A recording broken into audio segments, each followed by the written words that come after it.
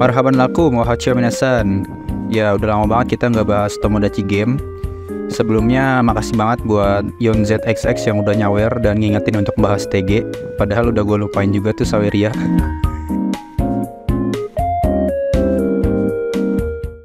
Terakhir kita bahas cerita TG itu sampai Ginzo kena hasil voting sehingga dia harus keluar dari game dan muncullah situasi terburuk bagi Yuichi.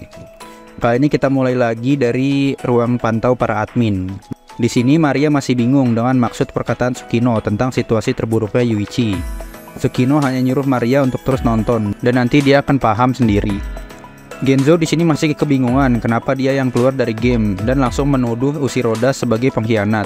Ushiroda mengakuinya, tapi dia bukan satu-satunya orang yang berkhianat.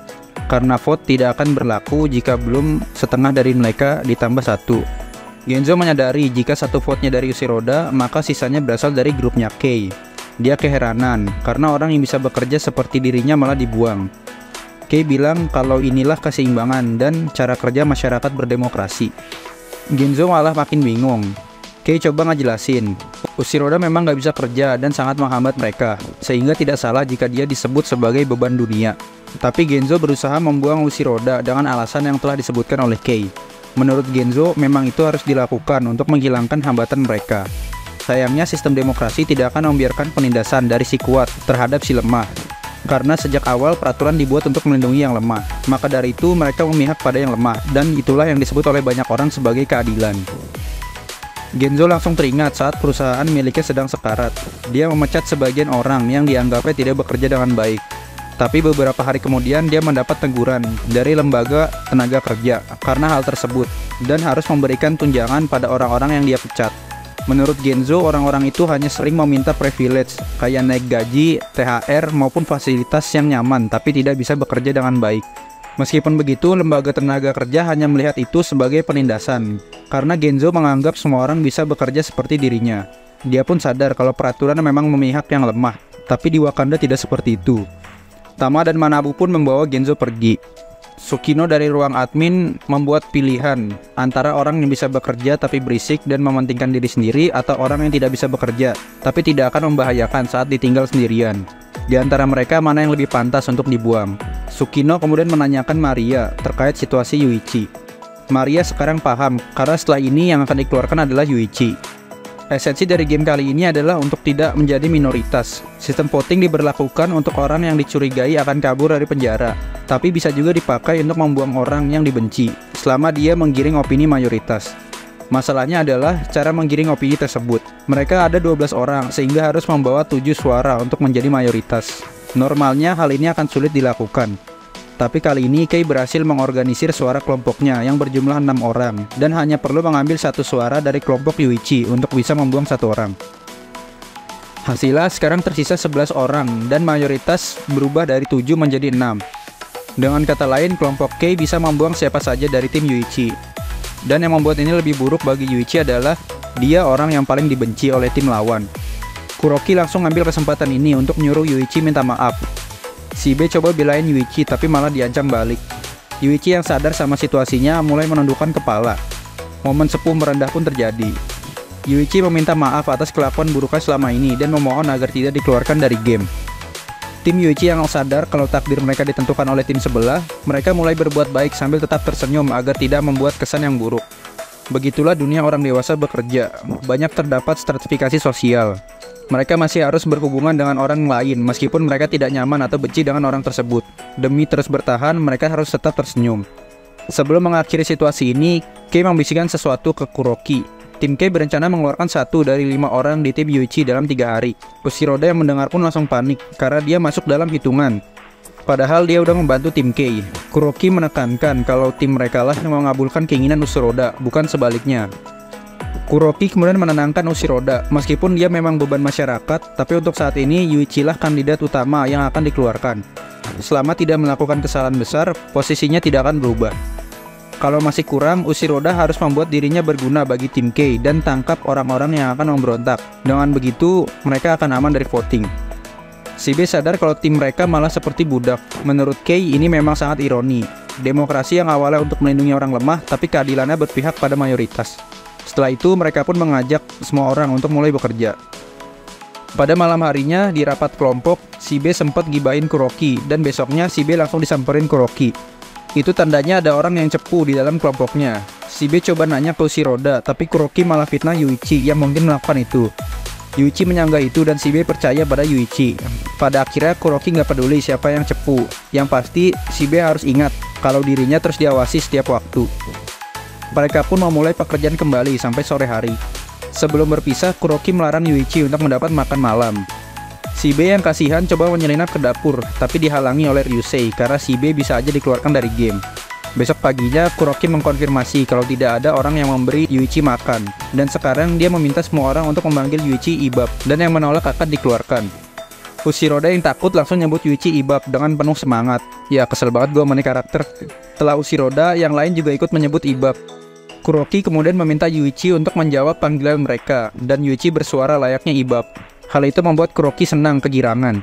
Di ruang admin, Maria kesal dengan Yuichi yang nggak melawan.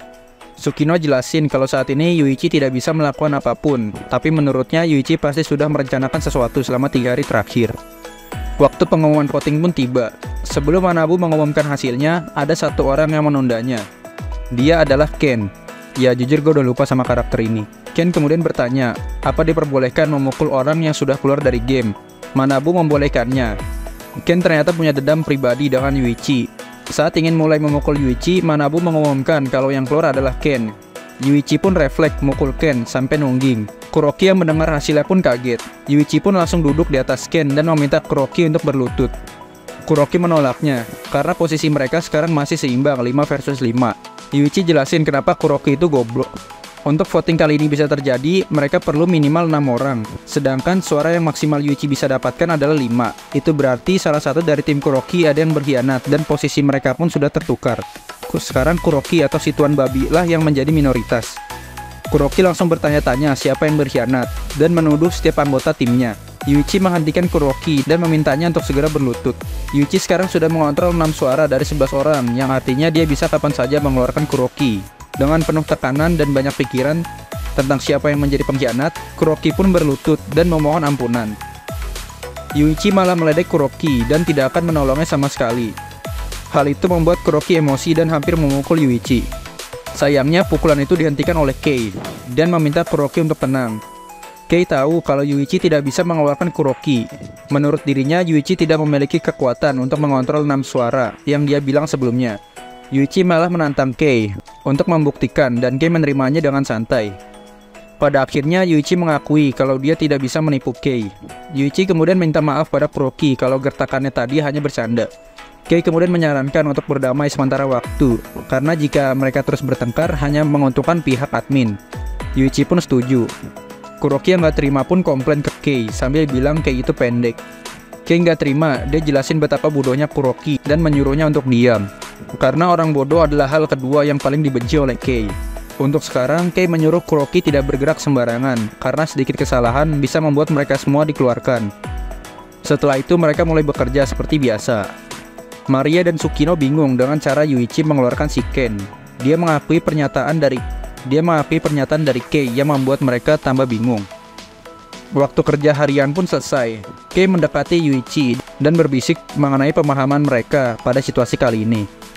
Malam harinya Kuroki mencoba mencari siapa pengkhianat di kelompoknya. Apalagi dia sudah ditunjuk sebagai pemimpin yang harus diikuti setiap perintahnya. Kuroki mulai menuduh setiap orang tanpa bukti yang membuat mereka sedikit melawan. Kei meminta Kuroki untuk berhenti dan menjelaskan kalau pengkhianatnya belum tentu hanya ada satu.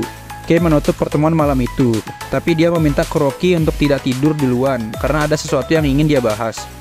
Di saat yang lain tidur, mereka berdua membahas soal perkataan Yuichi sebelumnya. Yuichi sudah jelas tidak punya kekuatan untuk mengendalikan 6 suara dan hanya ingin memancing emosi Kuroki sebagai bonus. Meskipun begitu, keluarnya si Ken pada voting kali ini bukan kebetulan, melainkan ada orang lain yang mengendalikan 6 suara tersebut, dan orang itu bukan dari mereka ataupun Yuichi. Maka dari itu mereka harus berhati-hati dengan orang yang sekarang memegang kendali. Tetapi ada hal lain yang Kei khawatirkan dan belum bisa memberitahu Kuroki karena masih sekedar spekulasi. Kuroki nggak masalah, tapi dia bingung kenapa Kuroki yang diberitahu semua hal ini oleh Kei. Alasan Kei ada dua. Pertama, Kuroki bukanlah orang yang memegang kendali atas 6 suara.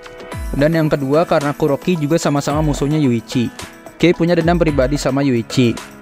Meskipun mereka harus waspada pada si pemilik 6 suara, tapi Yuichi adalah orang yang bisa menghalangi mereka. Maka sampai saat itu tiba, Kei butuh orang untuk menjadi aliansinya. Mereka berdua pun bekerja sama untuk melawan Yuichi. Keesokan paginya, seperti biasa, hasil kerja mereka hilang sia-sia, entah siapa yang melakukannya. Yuichi dan Kei seperti menyadari sesuatu. Yuichi kemudian meminta sesuatu pada Manabu. Pihak admin pun mengizinkan Yuichi untuk meminjam beberapa alat. Mengetahui hasil kerja mereka berantakan, mereka semua tidak banyak bicara dan memulai pekerjaan dari awal. Meskipun begitu, esok harinya domino yang mereka susun jatuh lagi, dan memang ada seseorang yang sengaja menjatuhkannya. Yuichi sengaja meletakkan pembatas yang dia buat dengan alat pinjaman sebelumnya agar menghindari efek berantai, tapi nyatanya semua domino jatuh dari titik yang berbeda.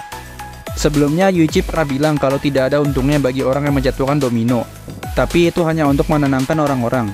Kenyataannya hal itu sangat menguntungkan bagi si pemegang kunci untuk kabur.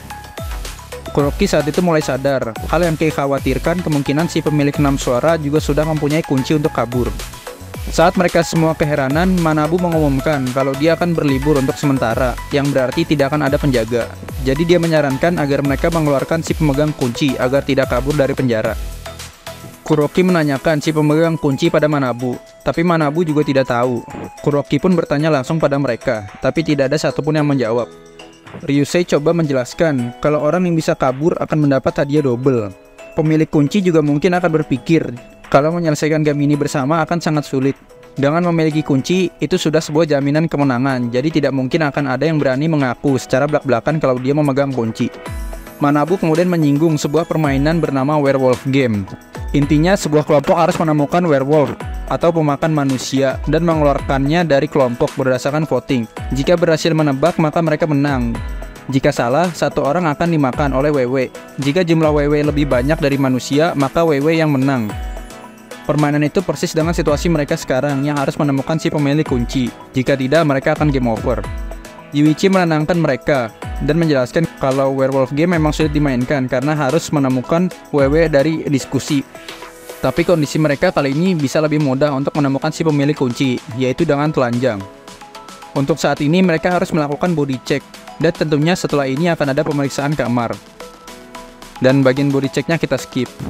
Singkatnya, dari kubu perempuan dan laki-laki sudah melakukan body check, tapi dari pihak perempuan ada satu orang yang tidak mau dicek, yaitu Mizutani. Dia beralasan karena dirinya tidak mau melakukan hal yang tidak ingin dia lakukan dan merasa ini adalah pelecehan seksual. Yuichi yang dengar itu ya cuma bisa geleng kepala dan menjadikan Mizutani sebagai kandidat utama untuk dikeluarkan. Seperti tipikal woman yang mau menang sendiri, dia nggak terima dan merasa tidak adil karena nggak ada bukti. Kei coba jelasin kalau Mizutani nggak paham situasi saat ini. Semua orang saat ini sedang di ujung tanduk, karena mereka akan mendapat hutang 400 juta yen jika si pemilik kunci berhasil kabur. Sehingga mereka perlu dan harus mengeluarkan orang yang paling mencurigakan, meskipun tanpa bukti. Jika tidak, mereka semua akan mati. Mizutani pun paham dan dia akan telanjang juga, tapi dia hanya mau ditelanjangi oleh Ryusei seorang, yang merupakan orang yang paling dia percaya. Yuichi saat itu memperingati Ryusei kalau dia memeriksa Mizutani sendiri, dia bisa dicurigai juga. Tapi ya, Ryusei tetap melakukannya karena dari awal karakternya udah diperkenalkan sebagai playboy. Sudah 20 menit berlalu, mereka berdua belum kembali dan mulai menjadi pembicaraan kalau mereka melakukan hal-hal aneh. Kei mulai curiga kalau mereka berdua sudah bekerja sama. Dilihat dari kedekatan mereka yang saling memanggil nama depannya. Tak lama mereka kembali. Ryusei mengatakan kalau Mizutani bersih dan tidak memiliki kuncinya. Ryusei sadar kalau dirinya pasti dicurigai karena pergi terlalu lama, tapi dia ingin mengatakan sesuatu. Ryusei tidak tahu siapa pemilik kunci, tapi dia tahu orang yang menjatuhkan dominonya, dan orang itu adalah Ushiroda, si beban. Ushiroda nggak terima, tapi sayangnya Ryusei punya saksi dan dia adalah Saori-chan. Saori melihat Ushiroda yang ke tempat domino saat pagi buta. Ushiroda masih menyangkal kalau itu semua adalah settingan. Karena kalau mereka benar melihat Ushiroda yang menjatuhkan domino, mereka harusnya membahas ini sejak awal. Ryusei jelasin kalau waktunya baru pas sekarang. Kalau Ryusei tidak cerita soal Ushiroda, maka Mizutani sudah pasti akan dikeluarkan dari game. Sehingga Ryusei saat ini harus memilih orang yang pantas dilindungi, yaitu Mizutani. Langsung Davol senyum. Pembelaan Ryusei pada Mizutani tentunya sangat mencurigakan, tapi hal itu sangat efektif. Sehingga kandidat untuk dikeluarkan sekarang menjadi dua, antara Mizutani atau Ushiroda. Pada malam harinya, Kei dan Kuroki mengobrol. Mereka masih bingung untuk memvoting siapa. Kei masih mengkhawatirkan jika si pemegang 6 suara juga mempunyai kunci. Maka permainan kali ini sudah ada di tangan orang tersebut.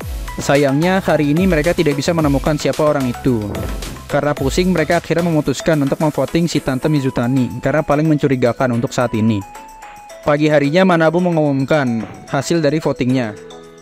Dan yang keluar adalah Ushiroda. Ushiroda yang tidak terima segera berlari ke arah Domino dan ingin menjatuhkannya. Tapi dia ditahan oleh Ryusei. Ushiroda teringat dirinya yang selalu disalahkan oleh orang lain, padahal bukan dia yang melakukan kesalahan. Dia merasa aneh dengan masyarakat yang tidak percaya dengan orang jujur, tapi masyarakat lebih percaya dengan orang yang terlihat jujur. Ryusei memberitahu Ushiroda kalau hal itu adalah sesuatu yang normal. Ryusei setiap hari selalu berpenampilan menarik dan selalu bersosialisasi. Hal yang membuat orang percaya bukanlah argumen, tapi kebiasaan sehari-harinya.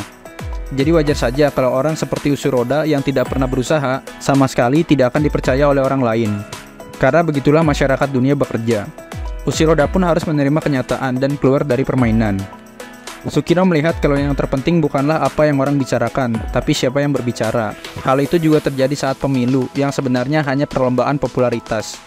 Jika tanpa bantuan Ryusei yang populer, Mizutani pasti sudah keluar dari permainan. Setelah satu orang keluar, mereka sekarang hanya perlu menunggu apa akan ada orang yang kabur dari penjara. Esok harinya tidak ada satupun yang menghilang dan domino mereka juga tidak ada yang terjatuh. Entah Ushiroda memang memiliki kuncinya atau dari awal tidak ada yang punya kuncinya, setidaknya domino mereka sekarang tidak runtuh dan bisa mengerjakannya dengan damai. Tapi sebelum itu, Yuichi menemukan sebuah surat dan memberitahukannya pada yang lain. Surat itu berasal dari si pemilik kunci. Dia memberitahu alasannya tidak kabur dari penjara, karena masih memberikan kesempatan pada mereka. Dia meminta agar semua orang berjanji untuk memberikan 90 juta yen pada pembuat surat setelah menyelesaikan game. Jika tidak, dirinya dipastikan akan kabur dari penjara. Tertanda werewolf. Ya, kita lanjut lagi nanti. Makasih udah nonton dan syukran narakum warahmatullahi wabarakatuh. Video Atsali, makasih udah nonton dan sampai jumpa di video selanjutnya.